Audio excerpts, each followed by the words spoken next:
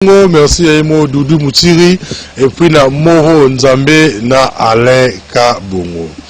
Nazo répondre à ma question de tout n'enga belé, j'ai tellement belé na meke peu qu'on soit quelques questions na meke qu'on répondre aux aïe mais peu capital hein parce que même nous qui ndékolanga mon émission tout ce qui est lié la sexualité c'est difficile à répondre en haut parce que émission c'est na moi et ça bien te nous sommes les Africains ah bon mais comment il dit ces histoires mais bon l'émission mais pour le cas de moi poser la question il y a rien. Il y a une inflammation à rein, il y a une douleur au niveau à rein, il y a des biais prostate, ce qui peut faire pour éviter prostate. Nous avons un peu de réponse. Nous avons posé une question. Est-ce qu'il y a aussi des recettes dans ce game? Il y a des recettes pour aussi s'appeler poser à Masanga. Oui, nous avons expliqué ce qu'il faut faire. Et puis, question monde a posé aussi à hernie. Non, on peut se parce que là-bas est bien que le peuple congolais a vraiment bonne santé. Et puis le peuple congolais a bonne santé, ça reste en ma casse pour l'angaï. Ouais. Alors c'est pourquoi je vais seulement dire que de côté on a l'émission Oyo, sur la question opposée, nous on appelle ça bino les zaka pour que au comme message ou tini ba question na yo comme ça répondre à on. Et peut-être on répondre faut profiter ka. Et ça que sur na répondre muto après que to bingo excusez na na mission la jeune Congo ba mission pour la ni ba ça ko ndanga ninyo te wala za bongo te. Donc ça appelle si awawa au commis ou tika na archive na yo. So ça pour ça ba livre le cabinet au sommet livre il vous sera bien. Alors, tu es maman de Rabi inflammation il y a prostate. Moi les alliés n'ont très facile. Ils sont très facile. D'ailleurs ce moyen ils ont plus souvent quelques recettes aussi et belé la oignon mais dans plus souvent l'on liboso pour la oignon. Au moins il tungulu. Ozuka na ko peut que à peu près zoka 15 matungulu. Ozuka matungulu 15. Damine hein. Donc là on très bien. Si reste un peu ça il y a prostate oyo. Ndoko dudu atam oza la prostate té. Il faut que ça là parce que je rôle il y a qu'on nettoyer prostate parce que prostate c'est un organe mais il faut nettoyer maladie. Alors parce que on va les nyonso pour avoir cause ba maman de tout temps là prostate là des artines problème si yo mona mon mieux là ça on belé ba bon tant belé ba bon et ba ki ozo temps pour que j'ai le quitter prostate et vimbara. Ouais, et faire aux coureurs de Kolingaba c'est belé comme la stimulant et tout comme ça pour cette vimbaka. Alors reste dans plus ça oyo et ça na yo pour osser la yango. Et ça boy. Okozwa 15 matungulu.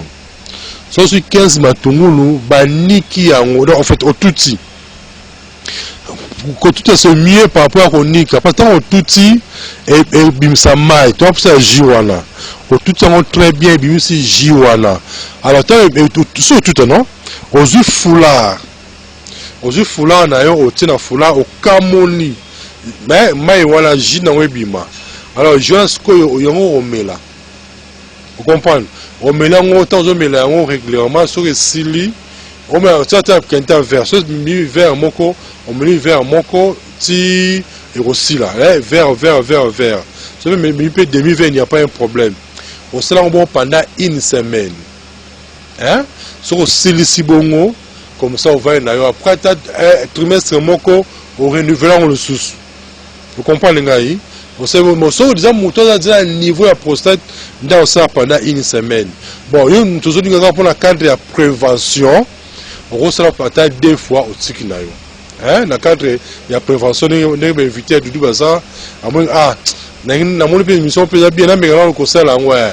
OK na zigida, OK na pongabi, OK na marché à liberté, sauf que na pompage, on se met tout là au 15 au touti yango. Au silici, aux huiles lèches, bien, au camoli. Parce qu'au filtre jiwana, d'habitude qu'on filtre na foulard parce qu'il peut être fine. Comprendre, hein? Au bimso ma fine, nous on met la sco vert mon corps. On mélange pendant, on mélange aussi c'est mon qui est ticali n'a pas aussi on mélange sous. Ouais.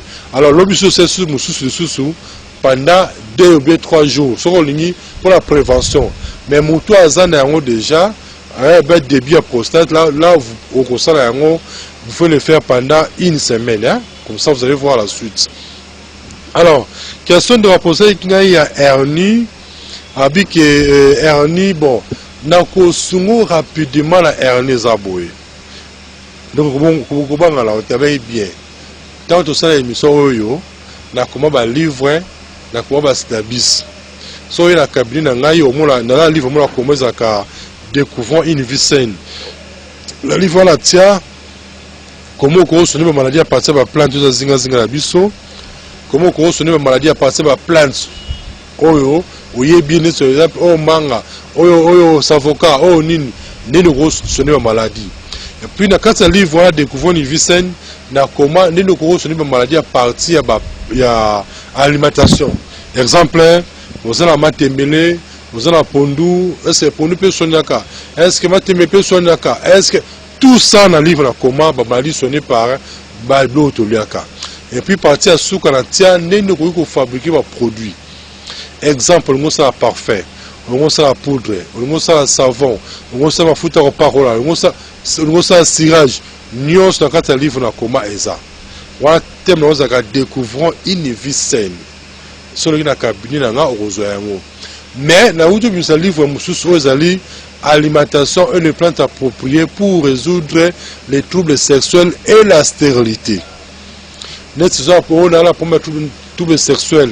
Comme j'ai toujours dit une chose, et ça sonne mingi et c'est honteux sauf nous a congolais. Nous la première trouble sexuel c'est honteux. On a mon livre là comment la tescoba formule comment on soigner tout ce qui est trouble sexuel. Qu'est-ce qu'il faut manger, qu'est-ce qu'il faut utiliser comme plante, tout ça je l'ai expliqué au moins dans le livre à comment. Mais comment ça a été dans expliqué dans le cas il y a hernie ça calme. Comment ça dans nous qui a ça petit mot dans la poussière comme j'ai toujours dit une chose de doudou bandeboy ba ke balia kate pona kotonda s'il vous plaît. Balia kate pona kotonda mais balia ka pour être à bonne santé. Mais qui heureusement nous sous tata mukolo na ma deux fois a outi musami na bana na biscuit na mabombo tala a te moi ko papa j'ai mal au dents comme que na hôpital au bébé mo belo que bombo mizika yo moko peut se moi na mabombo te c'est pas bien mandi hein. Alors na maman na hernie numéro ya moi c'est que c'est pas que soit posé comment soit dans souka il y a émission il y a tranche de benga la personne adresse à cabinet dans la carte à Carrefour des jeunes. Mais numéro 081 81 14 3 6 5 081 81 14 3 6 5 ou bien 089 62 68 038 hein 089 62 68 038. Alors là, rapide pour la Sungan Bande Konanga ya hernie la bisano que na Congo la biso nous avons tout. Congo la biso zali na sano que hernie jardin de der. Ce qui Afrique ezalaka paradis, il va que jardin de der na kata Congo. La biso rapide ça là on d'abord ça là on yo témoigner. Omoni makasa ya tabaki. Moso benga mungulu. Makasa ya tumbaku. Ozo kasa tumbaku oya kokauka otie mai okangila otya na mulangi aza pe mulangi ya verre mulangi ya plastique te otya mulangi ya verre otie okanga na makasi na bouchon otike vanda et se fermenter pendant 24 heures. Ce que c'est fermenté pendant 24 heures ndo kiti osilisi ofongoli au passé au purger poire moko hein. Au pige poids moko, le pige poids moko, le peut piger sous poids moko. Au premier après une semaine, au pige sous. Ça va bon comme ça, on reçoit suite. Mais sur les alliés, il y a un lien au vu maintenant aux sous ma casse, il y a Tumba Kouana, on l'a tiré au Lungwanda. Mais sur le pige, maman, où c'était. Voilà mon kiena nous. Après, voilà quelques minutes, Sima, donc on connaît Nzongo et Nene. Vous savez pourquoi du dos, ça qui va là au chité quoi. T'as moi, on a au chité. Bon, là on a au chité, mais vous avez posé un livre, vous avez posé un bise, vous avez posé un tina qui vous qui ti. Aussi, on a soigné les infections pulmonaires, ils ont soigné les moutons passifs, ils ont soigné la fatigue générale, ils ont multiplié la mobilité dans le volume, il y a spermatozoïdes, les cas de cabinet sont bas, on a poussé, on a monné, on a marqué, si. Mais la même bien que ça, pour ce test à Covid-19, les cas sont battus. Maintenant, je me l'ai dit, on a coupé la haute. À tous en face à Covid-19, coupé la tête, soit on a pété, et rien ne va vous arriver. Et puis j'allais vous dire que Ndeko, tout ça la période où il y a relié pour la rotonda, mais il faut relier pour être à bonne santé. Les cas en cabinet sont bâtis, bon me la en famille, bon me la bana, et qu'on s'en bien, parce que nous savons toujours que yom on déjà à cause de la connaissance et bah pour lui naturel ça m'a bien ma casse. Les gars sur ma livre Ndeko parce que na li homo crézo kendele. Bah oui ni awa. Bah on va juger ces barrières. Qu'est-ce qu'on a fait? Tant mondial on lit geste barrière, monsieur africain puis malanda ngulu. Monsieur to ngolo puis abiso.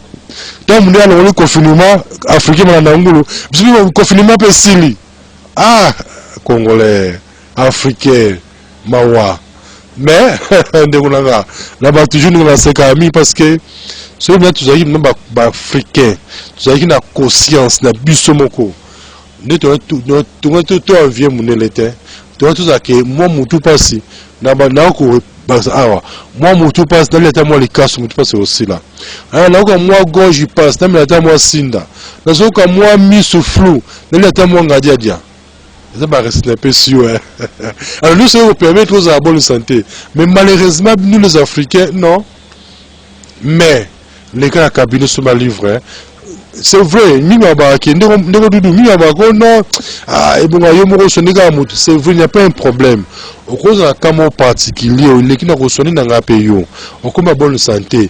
Mais documentation, c'est beaucoup plus pour garder ou réserver la génération à venir. On a une Bible. Ceux qui ont négligé la Bible, il y avait Dieu. Il y avait Jésus-Christ, il y avait Mahomet, il y avait Bouddha, il y avait. Mais quand on a comment quand on débatika, nous on dit toujours tant à pays histoire. Alors tant qu'on a livre boyé, yo cause na Cameroun, na soigner yo. Mais documentation et on a aide mémoire na yo, même aide mémoire ya génération oyo ekoya après yo. Ça bon. Zaki abino, rubrique na biso. Vous pouvez merci à Doudou Moutiri et puis à Moi Moron Zambé, caméraman à Bissona, Aleka Bongo et puis à Athanase Luzolo Kabemba. Bien après, dans 89 62 68 038. 089 62 68 038. Nous avons un particulier, nous avons les cas cabinet. Ce sont des traitements dans l'autre traitement, ce sont des conseils, nous avons conseil pour que vous ayez la bonne santé. Prochainement, bye bye.